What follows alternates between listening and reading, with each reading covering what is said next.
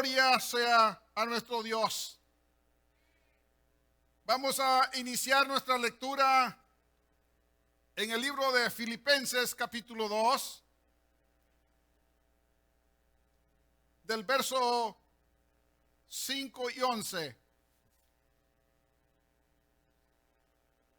El libro de Filipenses capítulo 2, del versículo 5 al 11. Veremos tres cosas importantes ahí. Veremos la naturaleza divina de Dios, su encarnación humana y su exaltación suprema.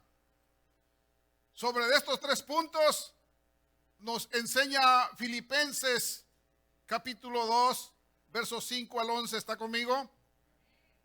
Dice la palabra en nombre del Padre, Hijo y Espíritu Santo.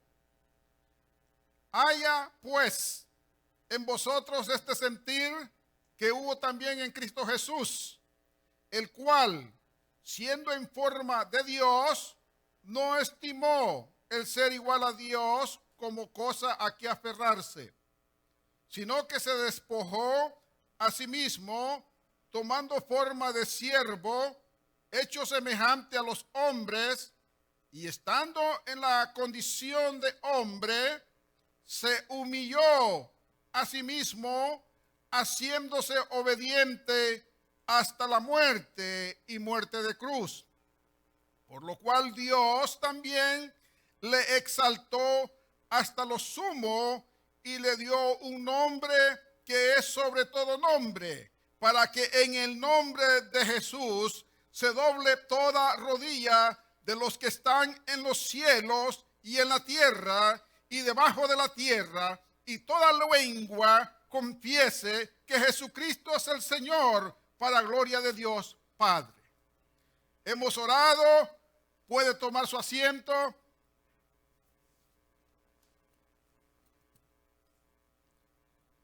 El domingo pasado hablamos de las profecías del Antiguo Testamento, en las cuales nos profetizaban de la venida de nuestro Señor Jesucristo, y nosotros vimos que allá en el libro de Isaías capítulo 7 verso 14 nos dice que nacería de una virgen. Es de acuerdo a las profecías, que naciera en Belén, de acuerdo a Miqueas 5:2, y su carácter soberano en Isaías 9. Eso lo vimos el domingo pasado. Fue la introducción del Antiguo Testamento hacia las profecías que apuntaban hacia la venida de nuestro Señor Jesucristo. La importancia de nosotros como iglesia de entender, de saber el significado del nacimiento de nuestro Señor Jesucristo, que es muy diferente cómo el mundo lo aprecia, mas sin embargo a nosotros se nos ha revelado a través de las Escrituras el significado del nacimiento de nuestro Señor Jesucristo. Y la importancia de nosotros saber qué es lo que representa para la vida nuestra, para la vida de la familia y para la vida de nuestros amigos.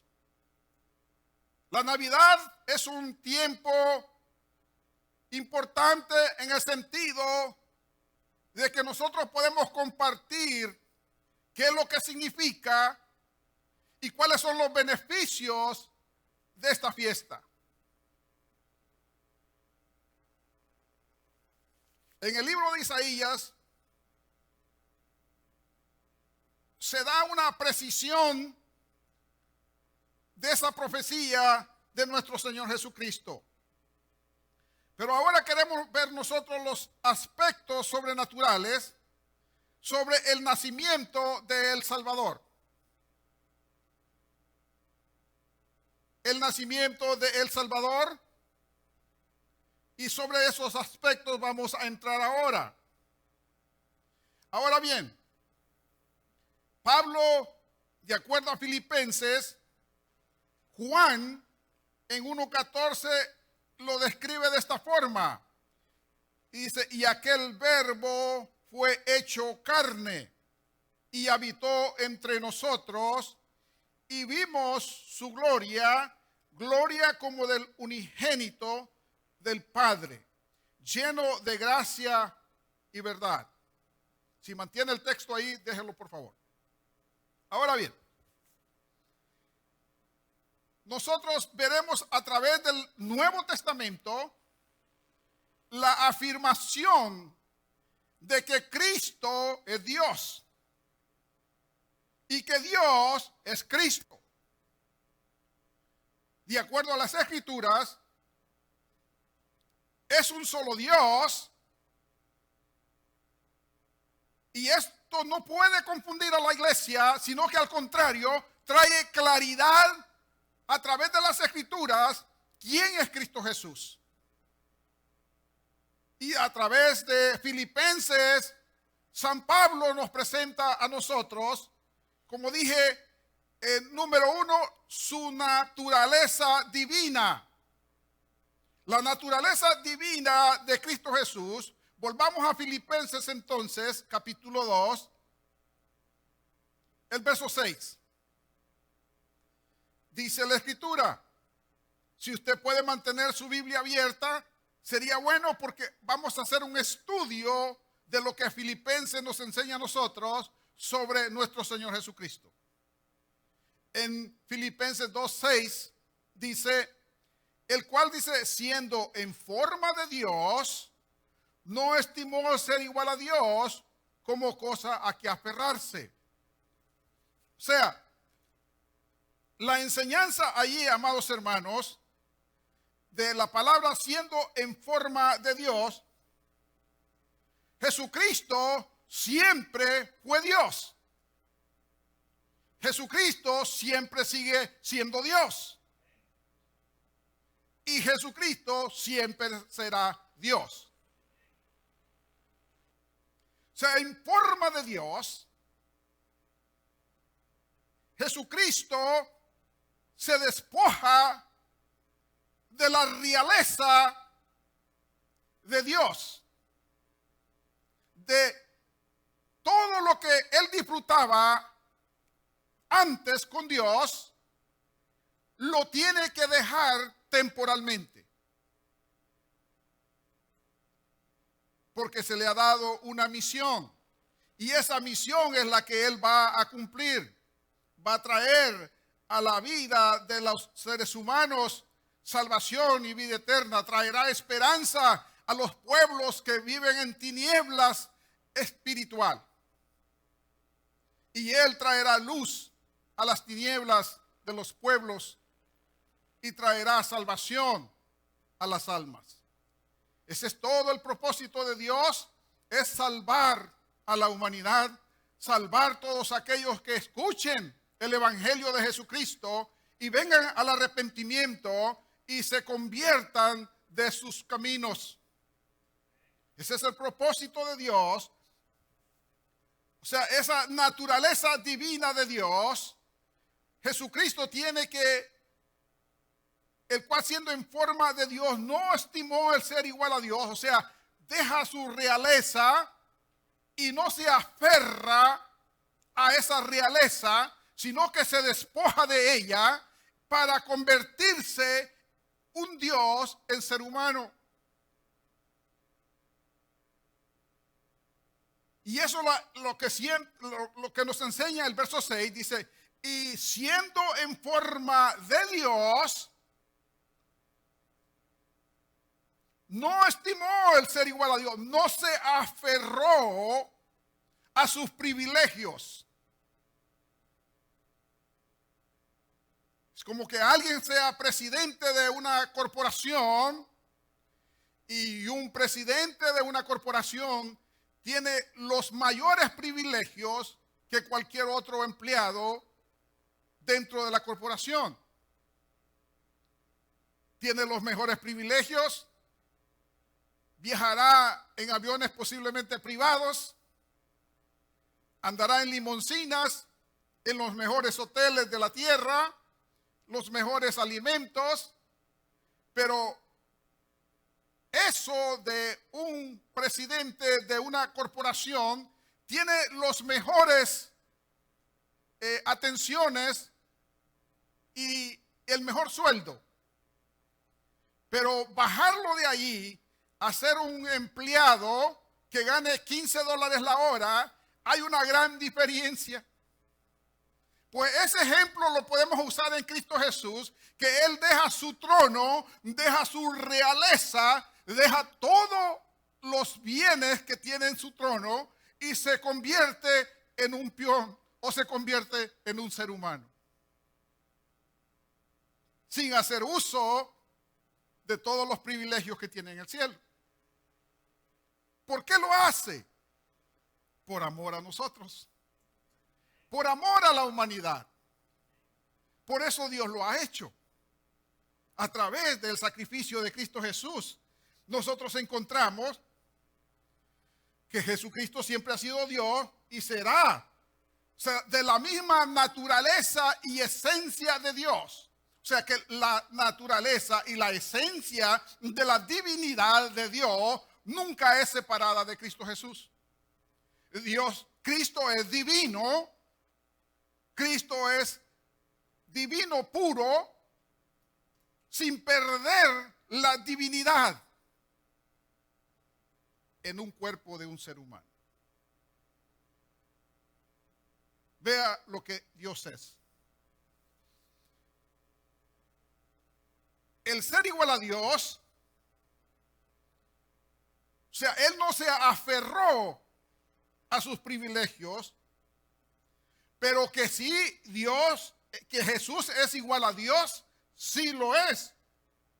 Y así lo fue y así lo será. O sea, durante su ministerio, Jesucristo en la tierra lo afirma. Ahora bien, veamos entonces la naturaleza divina de Cristo implica esto. Eternidad. La naturaleza divina de Cristo implica eternidad. Veamos entonces en San Juan, capítulo 1 y verso 1.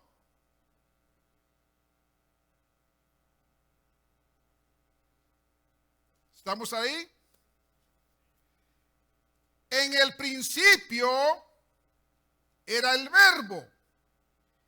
Y el Verbo con Dios. Y el Verbo era Dios. En el principio era el Verbo es Jesucristo. O sea, vea cómo dice, y el Verbo era Dios. Entonces, Dios es el Verbo en Cristo Jesús. Entonces, y Cristo es Dios. Y la iglesia entiende esta enseñanza de la Trinidad. Nosotros la entendemos por la revelación de la palabra, porque la hemos obedecido y la hemos creído que Cristo es Dios, que Cristo es divino, que Cristo nunca pecó y que Cristo murió en la cruz del Calvario para darnos salvación y vida eterna a nosotros. Por eso era hoy se llama el Rey de Reyes y Señor de Señores.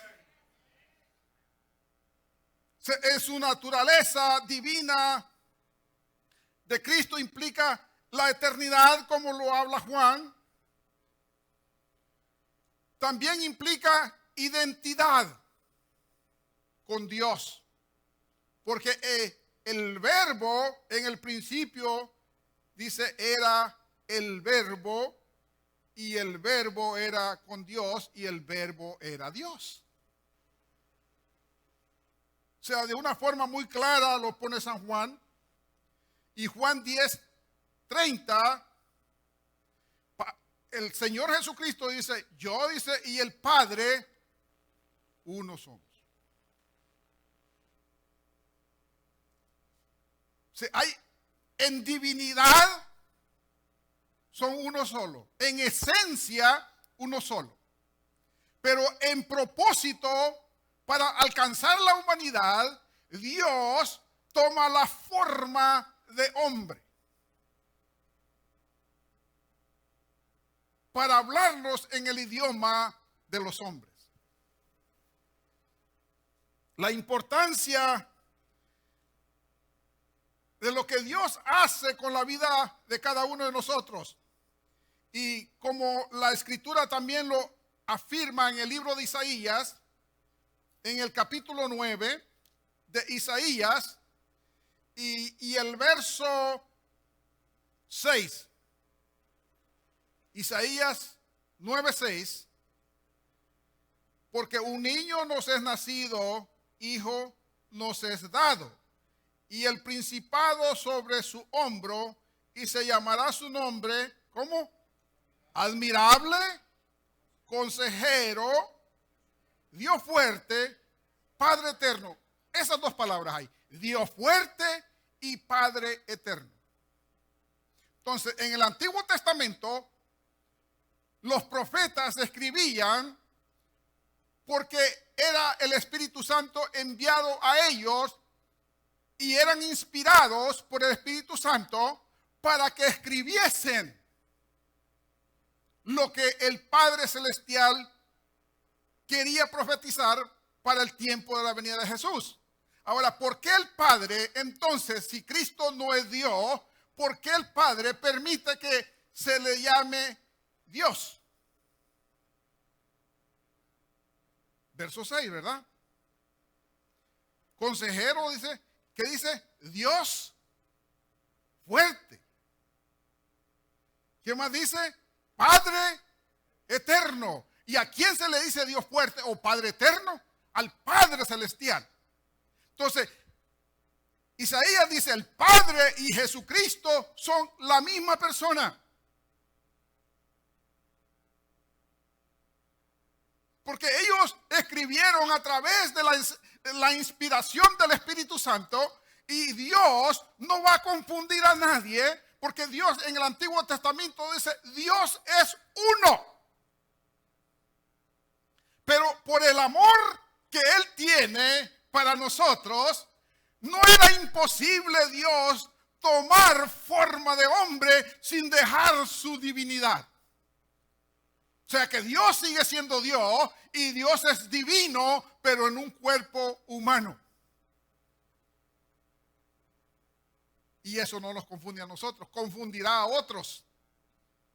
A otros que tratan de torcer las Escrituras, que Jesucristo no es Dios. Mas sin embargo, las Escrituras nos afirman a nosotros que Jesucristo es Dios. Ahora bien, este Cristo, Dios fuerte y Padre eterno, quiere decir que el Hijo es igual al Padre en dos cosas: en esencia y en naturaleza. La naturaleza divina de Cristo Jesús. La esencia es el extracto de lo que Él es. La pureza de Él. O sea, en estas dos características, Él sigue siendo Dios. Y volviendo a Filipenses 6, verso 6, nuevamente, dice, no estimó como cosa a que aferrarse. O sea, no retuvo su realeza, no retuvo sus privilegios en el cielo como a quien aferrarse como Dios, aferrándose a los privilegios y a la realeza que tenía. Antes de despojarse de ella, tuvo que despojarse de ella para poderse humillar. Dios soberano, el creador de los cielos y la tierra, el poderoso, el que solo da la palabra y fueron hechos la tierra, fueron hechos el universo, los mares se separaron con la palabra de Dios. Ese es el Dios que ahora se ha encarnado y se ha metido en medio nuestro como humano, diciéndonos cuánto nos ama. Y por eso dice, se humilló. La humillación del Dios soberano, de la realidad de Dios, la pureza de Dios, la naturaleza de Dios, ahora la tenemos en medio nuestro. Anduvo entre los hombres, caminó con ellos, comió con ellos, fue hombre. Eso es lo que Filipenses nos está enseñando a nosotros, o Pablo escribiéndole a los filipenses. Entonces, vemos lo que Cristo es. Ahora bien, su encarnación humana la encontramos en Filipenses capítulo 2, del verso 7 al verso 8. Filipenses, vuelvo otra vez.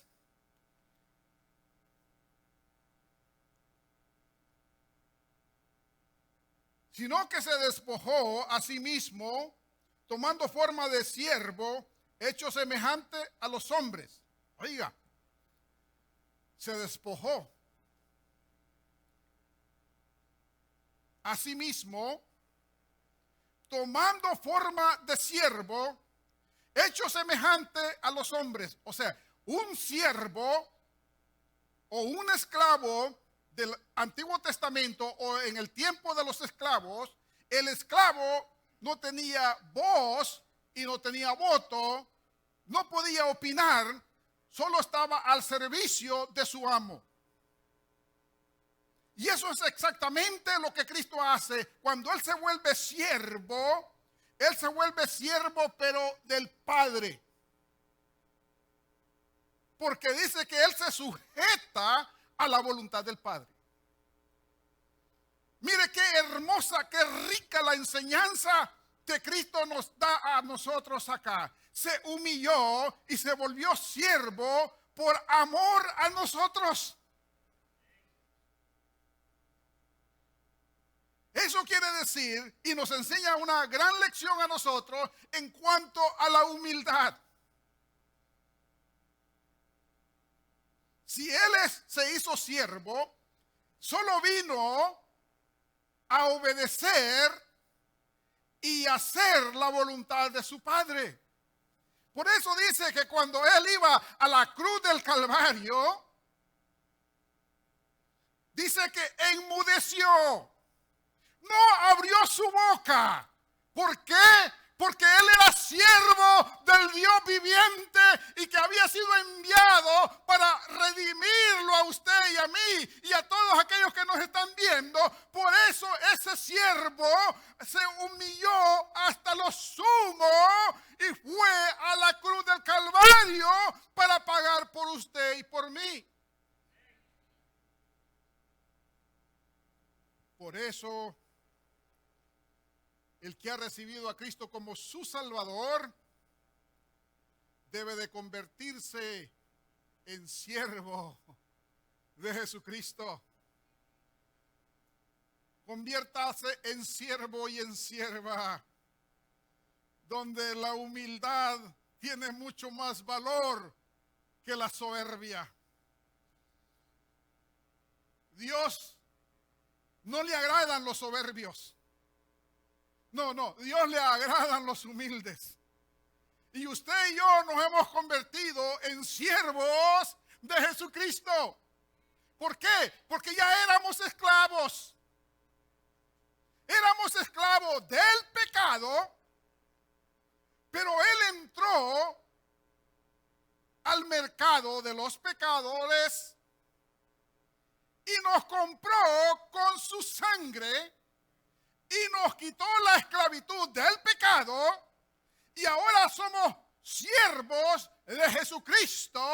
Pero no obligatoriamente, sino por el amor que se ha derramado en nuestros corazones. Y ahora usted se convierte en siervo voluntariamente porque ha sido sacado del mercado. Y lo ha puesto en libertad. Y le dice al Señor, ahora eres libre espiritualmente. No hay cadenas que te tengan atado. No hay demonio que te pueda gobernar ni hacer atormentar. Porque ahora el que vive dentro de ti es Dios, el Espíritu Santo dentro de nosotros. Y ahora somos libres en Cristo Jesús para adorarle, para bendecirle, para declarar que Él es el Señor de nuestros corazones. Nos enseña una gran lección sobre la humildad. Así es que recuerde Filipenses, cuando su ego quiera salir. Dígale, Señor, tú te volviste siervo. Tú te humillaste siendo Dios. Y yo siendo humano, ¿por qué no puedo humillarme? Si no, dile, cámbiame, quebrántame.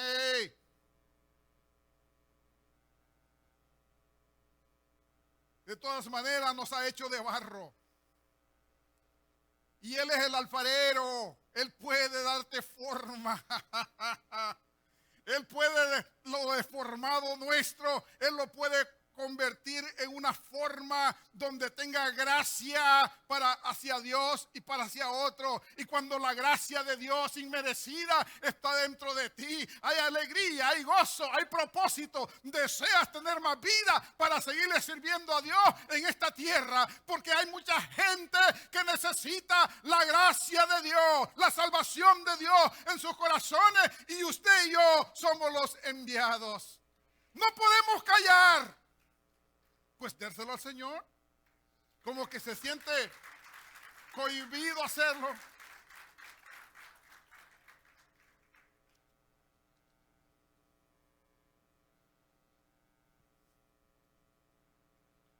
Su humanidad, despojándose a sí mismo, o sea, se vació a sí mismo en obediencia al Padre.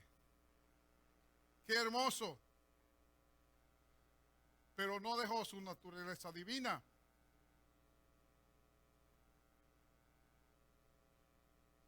Encarnación. ¿Qué significa que Dios se encarnó? Significa que Él renunció temporalmente a su gloria externa e invisible. Porque la gloria de Dios, el hombre no la puede ver. Y el día que vea la gloria de Dios, se va a morir. Entonces Dios se revela en un hombre, pero la gloria de Dios no es revelada de esa forma, porque si no todos moriríamos. Entonces Él renuncia a su gloria temporalmente.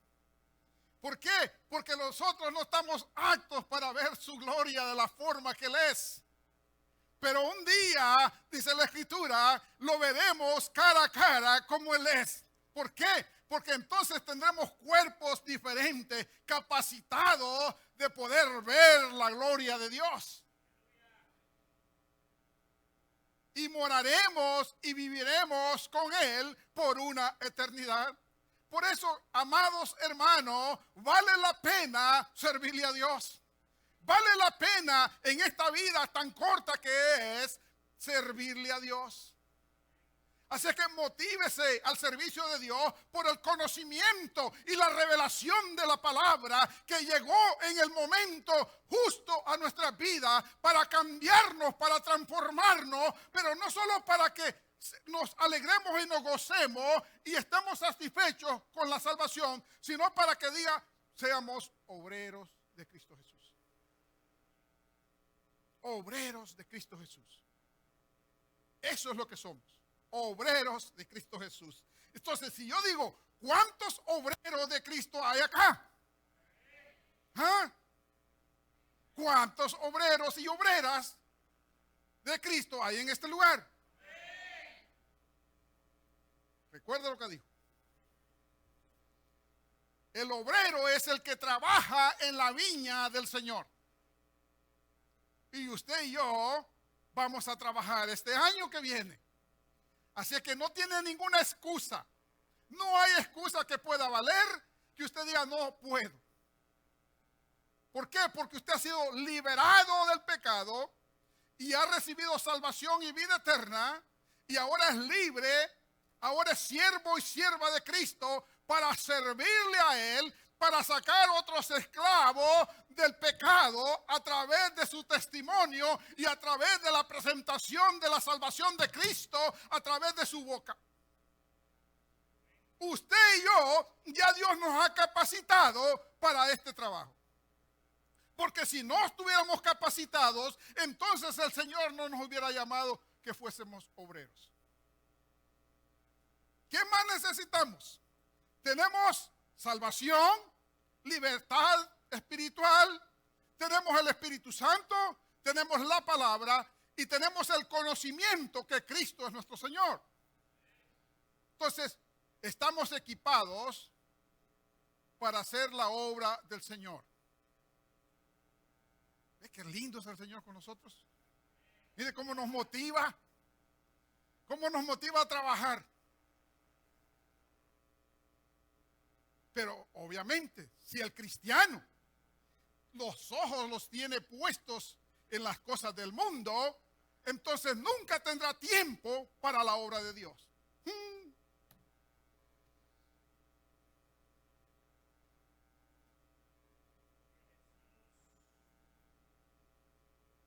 O sea que su gloria externa visible, mientras vivió entre los hombres, era en Dios humano, 100% Dios y 100% hombre. Eso era nuestro Señor Jesucristo.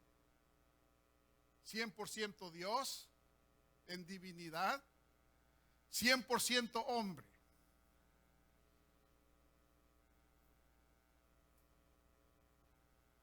Hombre porque sí fue hombre. Hombre porque no renunció a ir a la cruz del Calvario.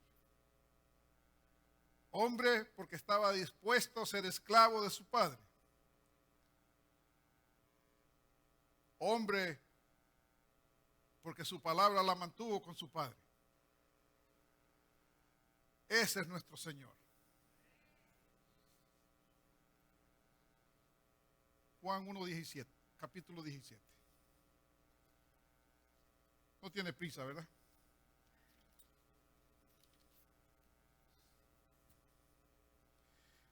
Juan. Capítulo 17 de Juan.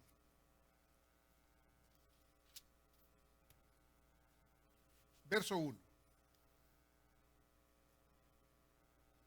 ¿Está conmigo?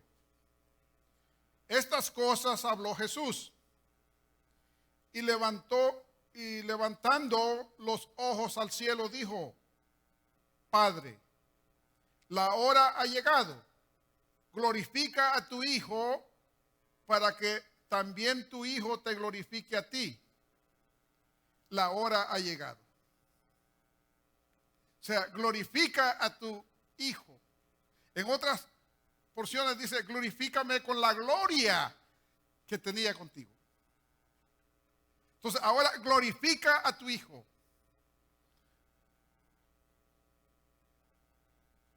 Padre, la hora ha llegado. ¿La hora de qué?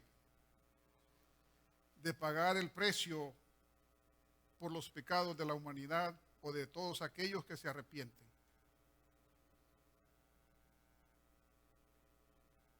Eso es lo que Cristo hace en su encarnación humana.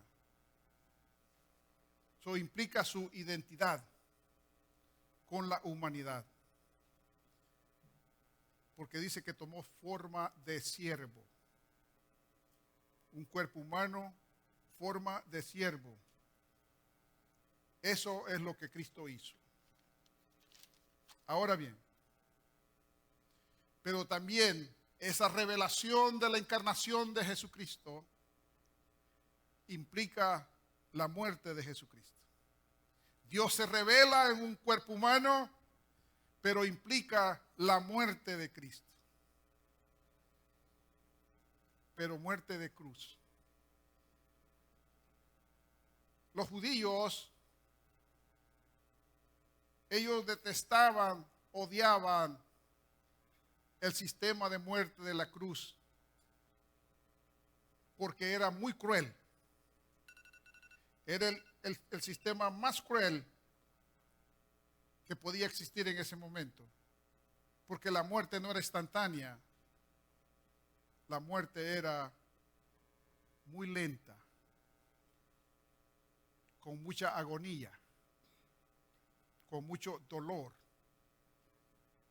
porque la posición donde los ponían, de la forma que los ponían, su respiración se cortaba tanto que él tenía que hacer un esfuerzo con sus pies para levantar el tórax y poder respirar. Y en ese esfuerzo que hacía, habían clavos en sus pies. Y sobre esos clavos tenía que hacer el esfuerzo de respirar. La agonía de la muerte de Cristo Jesús fue inmensa, dolorosa.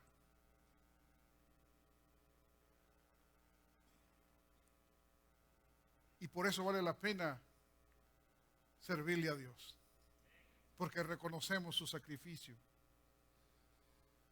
Y el verso 8 de Filipenses 2 dice, y estando, dice, la condición de hombre, se humilló a sí mismo. Ya en la condición de hombre ya es una humillación para Dios. Pero dice, se humilló a sí mismo, se sujetó a sufrimiento y a persecución. Dios perseguido, Dios sufrido. Todo lo hizo por amor a nosotros. Y ese sufrimiento nosotros lo vemos en Mateo 26, verso 39, donde dice, yendo un poco adelante, se postró sobre su rostro, orando y diciendo, Padre mío, si es posible, pase de mí esta copa, pero no sea como yo quiero, sino como tú has ordenado. ¿Cuál era la copa que Cristo tenía que pasar? La cruz.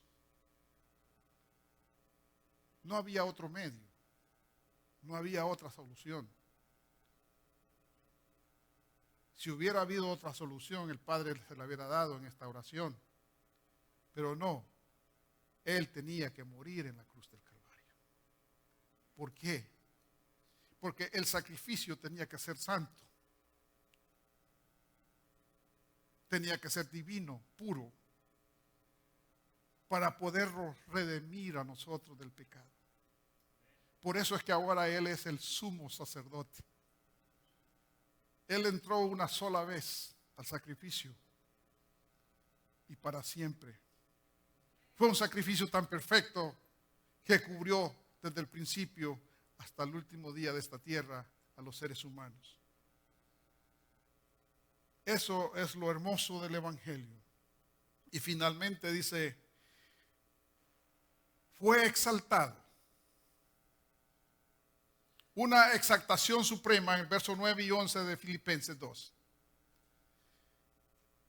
La obediencia de Cristo tiene como resultado su exaltación. Fue humillado, nació, perseguido, pero al final, cuando Él resucita, ha sido exaltado hasta lo sumo. Ha sido glorificado al máximo. Y por eso vamos a cerrar con Filipenses, donde la Escritura nos dice a nosotros, en el verso 9 y 11, ahora póngase de pie, porque lo vamos a leer. Abra su Biblia. Es poderosa su palabra. Mientras el coro se prepara. Y esta es la exaltación divina de Dios. ¿Tiene su Biblia? Filipenses 2, 9 y 11. Y lo vamos a leer antifonal todos, a la misma voz. Lo que yo vaya diciendo, usted lo va diciendo. Dice, por lo cual Dios también le exaltó hasta lo sumo. Y le dio un nombre que es sobre todo nombre. Para que en el nombre de Jesús se doble toda rodilla de los que están en los cielos y en la tierra y debajo de la tierra. Y toda lengua confiese que Jesucristo es el Señor para gloria de Dios Padre. Esa es la exaltación divina que Jesucristo recibe, y por eso usted y yo...